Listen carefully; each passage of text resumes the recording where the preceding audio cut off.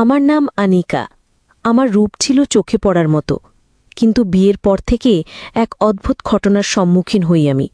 আমার শ্বশুরমশাই প্রতিদিন রাতে কোনো না কোনো অজুহাতে আমার ঘরে আসতেন আমার সেবা যত্ন নেওয়ার জন্য। আমার জীবনের এই সত্য কাহিনী শুনলে আপনারাও হয়তো অবাক হবেন। আমার সাথে এক বিরাট প্রতারণা করা হয়েছিল। রোহান নামের যে ছেলের সাথে আমার বিয়ে হয়েছিল, ফুলশয্যার রাতে দেখি সে আমার ঘরে নেই, বরং সেখানে উপস্থিত অন্য এক যুবক। ফুলশয্যার রাতে আমি যখন আমার স্বামীর জন্য অপেক্ষা করছিলাম, তখন আমার শ্বশুরমশাই রোহানকে অর্থাৎ নিজের ছেলেকে সঙ্গে নিয়ে আমার ঘরে প্রবেশ করেন। আমি তো এই দৃশ্য দেখে অবাক হয়েছিলাম যে শ্বশুরমশাই কেন এভাবে নিজের ছেলেকে ধরে আমার ঘরে নিয়ে এসেছেন। এরপর বর আমার কাছে এসে হঠাৎ আমার কানের কাছে চেঁচিয়ে বলে, কই গো নতুন বউ, আমার চকলেটটা দাও দেখি, বাবা বলেছেন চকলেট তোমার কাছেই আছে। বরের এই অস্বাভাবিক আচরণে আমার সন্দেহ হয়।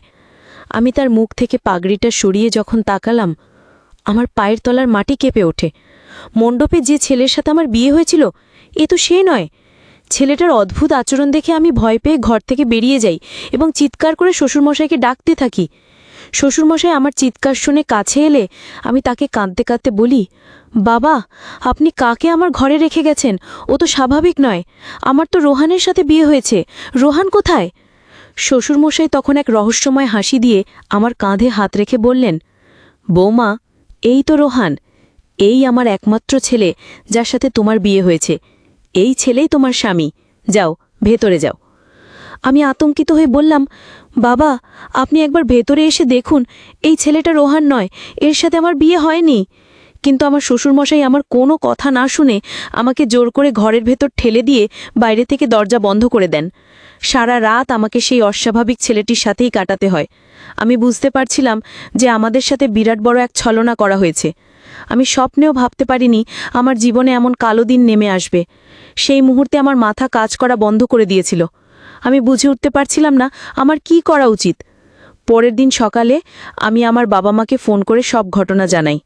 তারা আমার শ্বশুরবাড়িতে এলে আমি তাদের খুলে বলি যে কিভাবে শ্বশুরমশাই তাদের কর্মচারীর ছবি দেখিয়ে আমার বিয়ে তার মানসিক ভারসাম্যহীন ছেলের সাথে দিয়েছেন। আমার সব কথা শুনে মা আমাকে একটি চড় মেরে বললেন, তোর লজ্জা করে না নিজের শ্বশুরমশাইয়ের নামে এমন মিথ্যা অপবাদ দিতে? আমি মাকে বললাম, মা, তুমি আমার কথা বিশ্বাস করছো না? চলো আমার সাথে, আমি তোমাদের ওপরে নিয়ে গিয়ে দেখাচ্ছি যে ছেলেটা কাল রাতে আমার সাথে ছিল সে আসলে কে। আমি যখন বাবা মাকে টেনে ওপরের ঘরে নিয়ে গেলাম সেই ছেলেটাকে দেখানোর জন্য, তখন দেখি সব ঘর ফাঁকা, ছেলেটা কোথাও নেই। তখন আমার মা আমার হাত ধরে টেনে বললেন, যার সাথে তোর বিয়ে হয়েছে সেই রোহানের সাথে তো আমরা এখানে এসেই দেখা করেছি। রোহান আমাদের সাথে দেখা করে নিজের কাজে বেরিয়ে গেছে। সে তো সম্পূর্ণ সুস্থ আর স্বাভাবিক। সে অস্বাভাবিক হবে কেন? তোর কথা শুনে মনে হচ্ছে তুই আমাদের বোকা বানানোর চেষ্টা করছিস। ব্যাকানিকা, একটা কথা ভালো করে শুনে রাখ, এরপর যদি আমাদের ফোন করে বিরক্ত করিস, আমরা ভুলে যাব যে আমাদের কোনো মেয়ে ছিল। তোর জন্য আজ আমাদের সম্মান ধুলোয় মিশে গেল। ঠিক সেই সময় আমার শ্বশুরমশাই মুচকি হেসে আমার বাবা মাকে বললেন, হয়তো আমার ছেলের সাথে আপনার মেয়ের কোনো বিষয় নিয়ে মনোমালিন্য হয়েছে, তাইও রেগে গিয়ে আপনাদের ফোন করে ডেকেছে। এরপর আমার শ্বশুর আমার কাছে এসে খুব স্নেহের সাথে আমার মাথায় হাত বুলিয়ে বললেন, দেখো বৌমা, যা হওয়ার তা তো হয়েই গেছে। এখন সবকিছু মেনে নিয়ে এই বাড়িতেই থাকো এবং আমাকে সন্তুষ্ট রাখো। শ্বশুরমশার কথা শুনে আমি রেগে গিয়ে বললাম, আপনার লজ্জা হওয়া উচিত। আপনি আমার মতো একটা তরুণী মেয়ের জীবনটা নষ্ট করে দিয়েছেন, আর এখন বলছেন আমাকে সন্তুষ্ট রাখতে।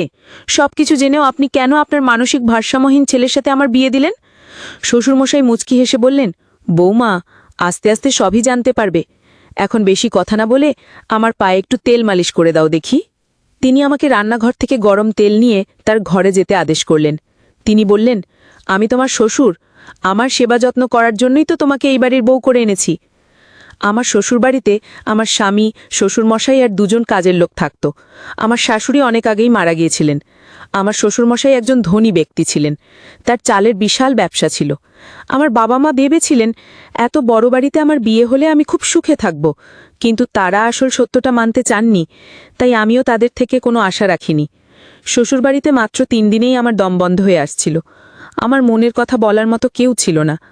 আমি শুধু ভাবতাম যে কর্মচারী পরিযায়ী দিয়ে আমার বিয়ে ঠিক করা হয়েছিল সে কোথায় গেল। তার সাথে দেখা হলে হয়তো আমি আমার সব প্রশ্নের উত্তর পেয়ে যাব। সেদিন শ্বশুরমশাই যখন তেল নিয়ে নিজের ঘরে ডাকলেন, তখন বাধ্য হয়েই আমাকে তার সেবা করার জন্য যেতে হলো। আমি যখন তেলের বাটি হাতে তার ঘরে গেলাম, দেখি তিনি আরাম করে বিছানায় শুয়ে আছেন। আমাকে দেখে বললেন, তাহলে ঠিক পথে এসেছ, নইলে কিভাবে আনতে হয় সেটা আমি ভালোই জানি। আমি যা বলবো তোমাকে তাই করতে হবে। ওখানে দাঁড়িয়ে না থেকে এদিকে এসে আমার পায়ে ভালো করে মালিশ করে দাও। তোমার শাশুড়ি মারা যাবার পর থেকে তো আমার কোনো যত্নই হয়নি। তিনি আরও বললেন, এখান থেকে পালানোর কথা ভুলেও ভেবো না, কারণ তোমার বাবা মা তো তোমার কথা বিশ্বাস করবে না। তাই এখানে থেকে আমার সেবার দিকে মন দাও, তাহলেই শান্তিতে থাকবে। শ্বশুরমশাইয়ের মুখ থেকে এই ধরনের কথা শুনে আমার লজ্জায় মাথা কাটা যাচ্ছিল। তিনি আমার গুরুজন হয়ে কিভাবে এমন কথা বলতে পারছিলেন? অনিচ্ছা সত্ত্বেও যখন আমি তার পায়ে তেল মালিশ করতে শুরু করলাম, আমার মনে হলো তার উদ্দেশ্য মোটেও ভালো নয়। আমি ভয় পেয়ে শ্বশুরের ঘর থেকে বেরিয়ে নিজের ঘরে এসে দরজা বন্ধ করে দিলাম এবং কান্নায় ভেঙে পড়লাম। আমার আর বুঝতে বাকি ছিল না যে শ্বশুরমশাইয়ের উদ্দেশ্য আসলেই ভালো নয়। এরপর থেকে তিনি যখন তখন আমার ঘরে এসে তার সেবা করার জন্য বলতেন। একদিন সন্ধ্যায় আমি খুব মন খারাপ করে ছাদে একা বসেছিলাম। হঠাৎ আমার সামনে যে মানুষটি এসে দাঁড়ালো, তাকে দেখে আমি বিস্ময়ে হতবাক হয়ে গেলাম। আমার শ্বশুরের সেই কর্মচারী আকাশ আমার সামনে এসে দাঁড়িয়েছিল। এই সেই আকাশ যার ছবি দেখিয়ে আমার শ্বশুর তার মানসিক ভারসাম্যহীন ছেলের সাথে আমার বিয়ে দিয়েছিলেন। সেদিন আকাশকে দেখে আমি তাকে জড়িয়ে ধরে অনেক কেঁদেছিলাম। আকাশ আমাকে সব সত্যি কথা খুলে বলল। সে জানায় আমার শ্বশুরমশাই তার ওপর খারাপ নজর রেখেছিলেন। যেহেতু তিনি বয়স্ক, তাই সরাসরি আমাকে বিয়ে করতে পারতেন না। তাই আমাকে নিজের কাছে পাওয়ার জন্য তিনি আকাশের ছবি দেখিয়ে তার মানসিক ভারসাম্যহীন ছেলের সাথে আমার বিয়ে দেন। আমার প্রথম দিন থেকেই শ্বশুরমশাইকে নিয়ে সন্দেহ হচ্ছিল, কারণ তার তাকানোর ভঙ্গি আমার ভালো লাগতো না। কিন্তু তিনি যে এতটা নিচে নামতে পারেন তা আমি কল্পনাও করতে পারিনি। আমি আর আকাশ যখন ছাদে লুকিয়ে কথা বলছিলাম, ঠিক তখনই আমার শ্বশুরমশাই আমাকে খুঁজতে খুঁজতে সেখানে এসে হাজির হলেন। আমাদের দুজনকে একসাথে দেখে তিনি আকাশকে পুলিশের হাতে তুলে দেওয়ার হুমকি দিলেন এবং আমাকে বললেন, ছি বৌমা, তুমি আমার বাড়ির বউ হয়ে অন্য একটা ছেলের সাথে ছাদে লুকিয়ে প্রেম করছো? তোমার কি এর সাথে কোনো অবৈধ সম্পর্ক আছে? শ্বশুরমশাই সব কিছু জেনেও আমার ওপরে দোষ চাপানোর চেষ্টা করছিলেন। সেই সময় আকাশ আমার পক্ষ নিয়ে দাঁড়ালো এবং এমন এক সত্য প্রকাশ করল যা শুনে আমার পায়ের তলার মাটি সরে গেল। আকাশ জানায় যে বিয়ের মণ্ডপে আসলে আমার বিয়ে রোহনের সাথে হয়নি, হয়েছিল তার নিজের সাথেই। কারণ রোহন মানসিক ভারসাম্যহীন হওয়ায় সে বিয়ের নিয়মকানুন কিছুই বুঝত না। তাকে মণ্ডপে বসালে সত্যিটা সবার সামনে চলে আসতো এবং বিয়েটা ভেঙে যেত। তাই শ্বশুরমশাই চালাকি করে তার কর্মচারী আকাশকেই বরের আসনে বসিয়ে আমার সাথে বিয়ে দিয়েছিলেন। বিয়ে হয়ে যাওয়ার পর মুখ বন্ধ রাখার জন্য শ্বশুরমশাই আকাশকে 5 লক্ষ টাকা দিয়েছিলেন। আকাশ খুব গরিব ঘরের ছেলে হওয়ায় পরিবারের কথা ভেবে টাকাটা নিয়েছিল। কিন্তু পরে সে নিজের ভুল বুঝতে পারে যে টাকার জন্য সে আমার জীবনটা নষ্ট করেছে। তাই সে অনুতপ্ত হয়ে আমাকে সব সত্যি কথা বলতে এসেছিল। শ্বশুরমশাই এই পুরো পরিকল্পনাটি করেছিলেন শুধুমাত্র তার নিজের নোংরা উদ্দেশ্য পূরণ করার জন্য। তার ছেলে যেহেতু ভারসাম্যহীন ছিল, সেই সুযোগকে কাজে লাগিয়ে তিনি আমাকে বাড়ির বউ করে এনেছিলেন, যাতে তিনি আমার সাথে তার খারাপ ইচ্ছাগুলো পূরণ করতে পারেন। সব সত্যি জানার পর আমি শ্বশুরের সামনেই আকাশকে বললাম, সবার সামনে আগুনের সাক্ষী রেখে যখন তোমার সাথেই আমার বিয়ে হয়েছে, তাহলে তুমি কি আমাকে স্ত্রীর মর্যাদা দেবে? তুমি কি আমাকে তোমার বাড়ি নিয়ে যাবে? তখন আকাশ আমার সামনে হাত জোড় করে বলল, ম্যাডাম, আমি খুব গরিব মানুষ, আপনি কি আমার মতো গরিবের সাথে সারা জীবন কাটাতে পারবেন? আমি আকাশকে বললাম, গরিব হলেও তুমি একজন সৎ মানুষ। তুমি আমার কষ্টটা বুঝতে পেরে আমাকে সাহায্য করতে এসেছো, এটাই তোমার সততার সবচেয়ে বড় প্রমাণ। আমার টাকা পয়সার কোনো লোভ নেই, আমি তোমার সততাকেই নিজের স্বামী হিসেবে গ্রহণ করলাম। আমাদের কথা শুনে শ্বশুরমশাই আকাশের সামনেই আমার হাতটা শক্ত করে ধরে বললেন, এই মেয়ে, তোর কি মাথা খারাপ হয়ে গেছে? আমার এত বড় বাড়ি ছেড়ে তুই এই কাজের লোকটার সাথে থাকতে চাইছিস? বেশি বাড়াবাড়ি করলে আমি পুলিশ ডাকবো আর তোর বাবা মাকেও ডাকবো। সেই মুহূর্তে আমি শ্বশুরমশাইয়ের হাত ছাড়িয়ে নিয়ে আকাশের হাত ধরে বললাম, আপনার যাকে খুশি ডাকুন। আমার বাবা মা যখন আমার কথা বিশ্বাস না করে আমাকে একা ফেলে গেছেন, তখন তাদের আশা বা না আশায় আমার কিছু যায় আসে না। আমার বিয়ে যার সাথে হয়েছে, আমি তার সাথেই আমার শ্বশুরবাড়ি যাব। আর আপনি যদি আমাদের বাধা দেওয়ার চেষ্টা করেন, তাহলে আমি আর আমার স্বামী মিলে আপনার নামে পুলিশে অভিযোগ জানাবো। সেদিন আমার প্রাক্তন শ্বশুরমশাই আমাকে আটকানোর অনেক চেষ্টা করেছিলেন, কিন্তু আমি তার কোনো কথা শুনিনি। বরের সাথে চলে আসার আগে আমি তাকে বলেছিলাম, আপনি আমার সাথে যে প্রতারণা করেছেন আমি সেটা হয়তো সহ্য করে নিতাম, কিন্তু আপনি যে এতটা নিচু মানসিকতার মানুষ তা আমি ভাবতেও পারিনি। শুধুমাত্র নিজের ইচ্ছা পূরণের জন্য আপনি নিজের মানসিক ভারসাম্যহীন ছেলের জীবনকে ঢাল বানিয়ে আমাকে মিথ্যা অভিনয়ের মাধ্যমেই বাড়িতে এনেছিলেন। আমি চাইলে এখনই আপনার নামে পুলিশে নালিশ করতে পারি, কিন্তু শুধু আপনার ছেলে রোহনের মুখের দিকে তাকিয়ে আমি আপনাকে ছেড়ে দিচ্ছি। কারণ আপনাকে জেলে পাঠানো হলে আপনার ছেলেটা একা হয়ে যাবে।